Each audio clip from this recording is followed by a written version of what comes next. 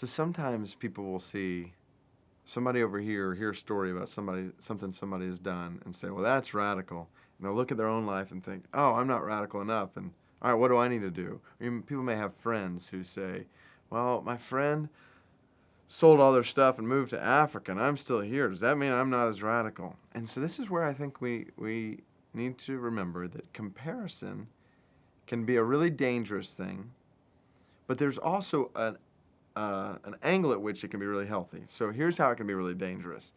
Comparison thinking, okay, if my measurement based on where I am before God is based on where I fall in line with this person. If I'm giving away more, sacrificing more, doing more than this person or more people, then okay, then I'm good. If I'm not doing as much, okay, then I need to raise up. That's just an up and down battle. There's a recipe for disaster, leads to legalism, misses the point of the gospel, bypasses intimacy with Christ. All of that is really unhealthy. So the church is designed for us to spur one another on toward Christ. And when we see others growing in Christ, and that leading to deeper devotion, or even in some cases deeper sacrifice, like that can encourage us in a really healthy way. And the Lord might use that to open our eyes to a blind spot in our life, or things in our life that maybe He wants to do. And so that is a really healthy thing. But it's all done not saying, well, how can I do what they're doing? It's only helpful if that spurs us on toward Christ. I think about biographies. I love reading biographies.